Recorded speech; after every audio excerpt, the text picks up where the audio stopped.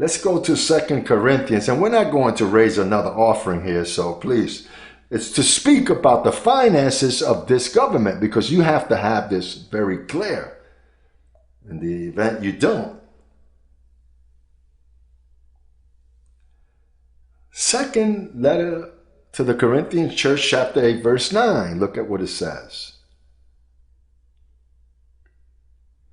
Abba, Father, for you know the grace of our Lord Jesus Christ. Well, it's expected that you know the grace of God. Paul says, for you know the grace of our Lord Jesus Christ, that though he was rich, yet for your sake he became what?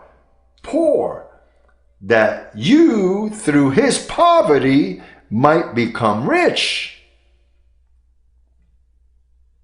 And maybe a philosopher may say, no, he was talking about the spiritual riches. No, but you should tell them the context is not talking about spiritual riches. He's speaking about finances. Therefore, he's speaking about money. So you have to know this, because if you don't, you're going to be scandalized, because there are blessed that are weak in faith that prefer poverty, because they, from their childhood, because the government of Rome told them that they have to make a vow of poverty, that their leaders have confessed a vow of poverty. That's what the old government says, that poverty is a blessing. That's why they killed Paul in Rome. They killed him.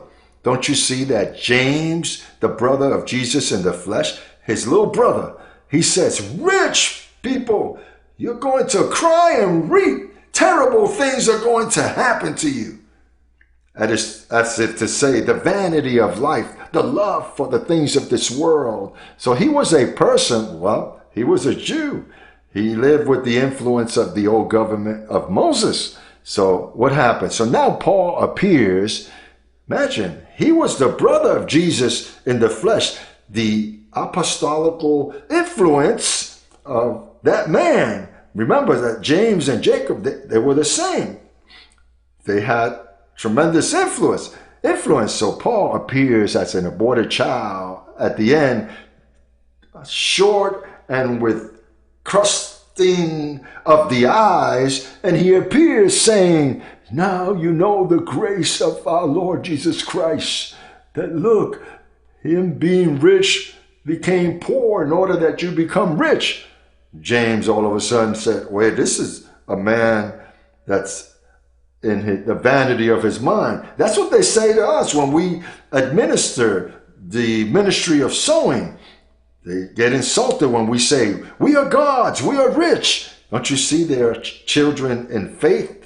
And you need to tell them, listen, you believe in the gospel? Yes, of course. I read the Bible, the maximum authority. Well, go there and read that he died and became poor in order that you become rich. So poverty has taken place for 2,000 years. Everything fell behind for 2,000 years.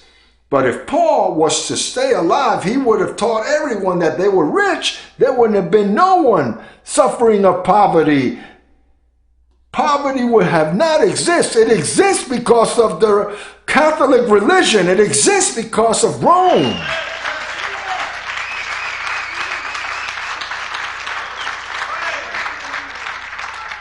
Paul always spoke about abundance. Look at what it says in chapter 9, verse 8. Instead of 8:9, it's 9:8. And God is able to make all grace abound towards you, that you always having all sufficiency in all things may have an abundance of every good work.